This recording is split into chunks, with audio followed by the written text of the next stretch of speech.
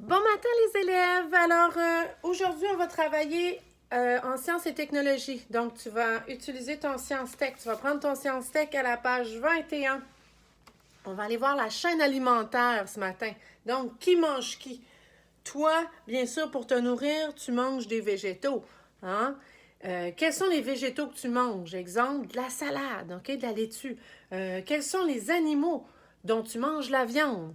Exemple, le bœuf, ok? Y en a-t-il que tu détestes? Bah oui, moi j'aime pas les choux de Bruxelles, ok? Et d'autres que tu aimes beaucoup. J'adore les carottes. Donc, tu vas voir la chaîne alimentaire. On a un dessin, une belle illustration ici d'une chaîne alimentaire. On va essayer de comprendre comment ça fonctionne, ok? On a Colin, ok, qui regarde un livre sur les animaux à la bibliothèque, puis est très intrigué par cette illustration et son titre, la chaîne alimentaire. Il se rappelle avoir déjà entendu l'expression chaîne alimentaire, mais il ne comprend pas trop le sens. Alors, on va essayer de l'aider en regardant bien, parce que nous, on est bon, ok, on est intelligent, on observe, on se questionne. OK? Donc, on a des graines puis des bourgeons, une perdrix, un renard, un loup, des bactéries, micro-champignons. Alors, si on regarde la graine, les bourgeons, OK? Donc, et on a une perdrix avec une flèche. Donc, si on comprend bien, la perdrix, pour se nourrir, qu'est-ce qu'elle mange? Est-ce qu'elle mange le renard? Non, elle mange des graines. OK? Donc, la perdrix mange les graines. OK? Ensuite, la perdrix, elle est mangée par le renard parce que lui, il doit se nourrir aussi. Donc, le renard mange la perdrix. Le loup, lui, mange le renard. OK? Donc, lui aussi, il doit se nourrir.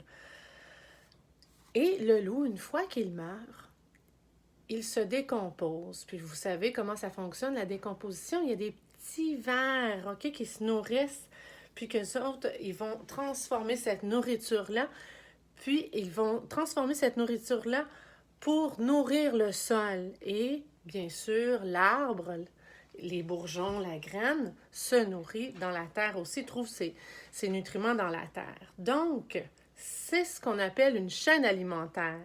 Donc, on pourrait dire que tous les êtres vivants se nourrissent les uns des autres dans un cycle, OK, qui recommence toujours.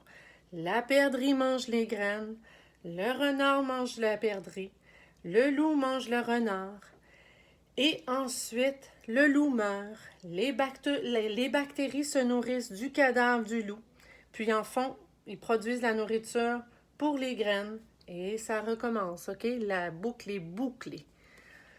Voilà pour la chaîne alimentaire. À la page 22, on va lire l'encadré en jaune, qui est toujours très important, beaucoup d'informations. Alors, on voit les animaux se nourrissent en mangeant d'autres êtres vivants. Certains animaux consomment d'autres animaux. OK? On les appelle les carnivores. On avait vu le loup qui mangeait le renard, c'est un carnivore. OK? D'autres consomment des végétaux. OK? Ils sont des herbivores.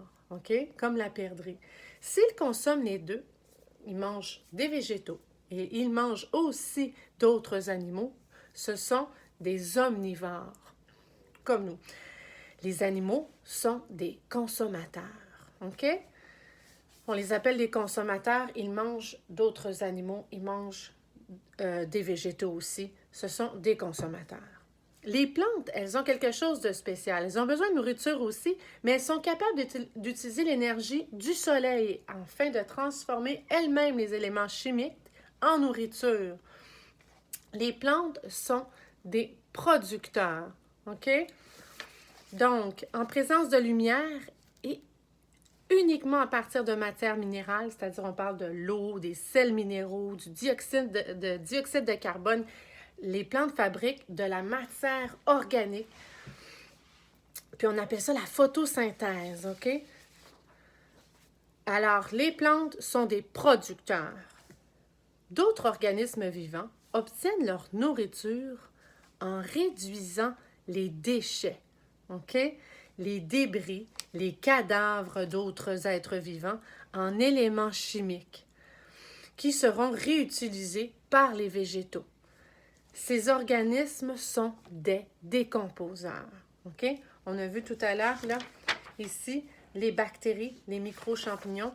Je parlais des petits vers là, qu'on retrouve des fois. Là, on a pu voir de la viande avariée dans les poubelles. Là. On en voit l'été souvent, hein, les petits vers des décomposeurs. Presque toutes les chaînes alimentaires comprennent les 3 catégories d'organismes suivants. Producteurs, les plantes, consommateurs et décomposeurs. En fait, tous les êtres humains sont des producteurs, mais le premier, le principal, c'est les végétaux. Donc, si on va voir en B, parmi les êtres vivants de la liste ci-dessous, encercle les producteurs en vert, les consommateurs en jaune et les décomposeurs en noir. Le lynx, c'est un peu comme le loup. Le renard, c'est un mangeur de viande. Il va manger d'autres animaux. OK? Donc, le lynx, c'est un consommateur. De l'herbe. De l'herbe, OK? C'est des végétaux. Donc, c'est un producteur. Il va être en vert. L'être humain, il va manger d'autres végétaux, il va manger d'autres animaux. C'est un omnivore, c'est un consommateur. Il fait partie de la catégorie des consommateurs en jaune. OK? Donc, tu vas faire les autres. C'est assez simple. Vis-à-vis des consommateurs de la liste ci-dessous, écris un H pour les herbivores, un C pour les carnivores et un O pour les omnivores. Le cheval, les élèves, il est très gros, mais c'est pas parce qu'il est très gros qu'on va penser qu'il va manger de la viande. Non, c'est un herbivore, OK? Donc, H. Le hibou, qui est plus petit, lui, par contre, hein, vous le savez, c'est un bon chasseur. Il mange, par exemple, des petites souris. C'est un carnivore. L'ours peut manger les deux. C'est un omnivore. Alors, il se nourrit de viande, d'autres animaux et de végétaux. Alors, tu fais les autres. D. Voici un exemple de chaîne alimentaire qui comprend un producteur, donc de l'herbe, et 4 consommateurs. On a l'herbe, grillon, crapaud, serpent, faucon. La flèche veut dire est mangé ou manger avec au féminin par. Et tu dois compléter la phrase, OK? L'herbe est mangée par quoi? OK? L'herbe est mangée par...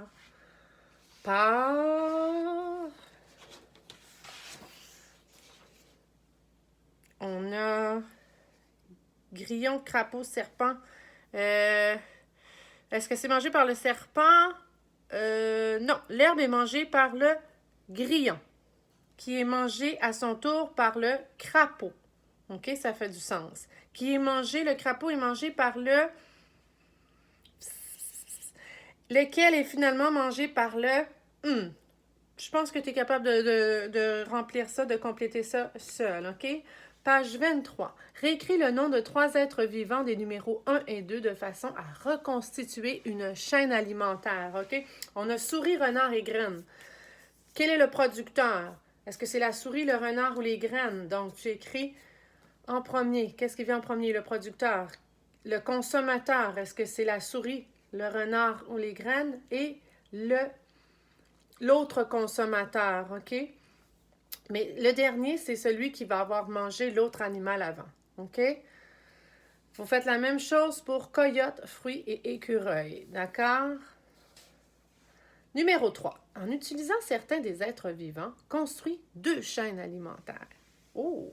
On a le mulot, l'écorce, le hibou, la pomme de terre, le loup, le vautour, les baies et un être humain.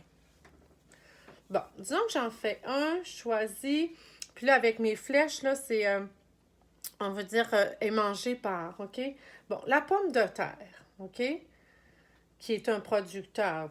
La pomme de terre est mangée par l'être humain. Hein? Donc, pomme de terre, être humain, ça pourrait déjà être une chaîne alimentaire, mais là, je ne peux pas mettre après ça être humain qu'est-ce qui mange l'être humain. OK? Donc, la pomme de terre, l'être humain. Ensuite, je vais commencer, c'est mieux de commencer par un producteur, les baies. OK? Les baies, c'est des petits fruits. Qu'est-ce qui mange les baies? Ben, le mulot, hein? Se nourrit de ces petits fruits-là. Qui mange le mulot? Le hibou? Le hibou. Hein? Donc, j'en aurai une belle, là. C'est à toi d'en faire, OK? En toute logique, bien entendu. Puis tu as le droit d'utiliser Internet pour être certain, là, de savoir, par exemple, le vautour. Qu'est-ce qu'il mange, le vautour? Tu as le droit de te renseigner. Hein? Alors, c'était tout pour aujourd'hui, la chaîne alimentaire. Et je vais faire aussi une autre petite vidéo pour la synthèse de caméléon. On va faire ça aujourd'hui, puis je vais t'accompagner là-dedans. OK? Il n'y a pas de stress. Ça ne compte pas. Par contre, j'aimerais ça que tu m'envoies des photos de ton travail. OK? Parce que Mme Geneviève, elle s'est fait un petit portfolio aussi, puis elle aime ça garder des informations, voir qu'est-ce que tu as fait, puis un peu voir aussi pour te guider si tu as bien compris la matière aussi. Ça m'aide pour moi. Alors, à tout à l'heure.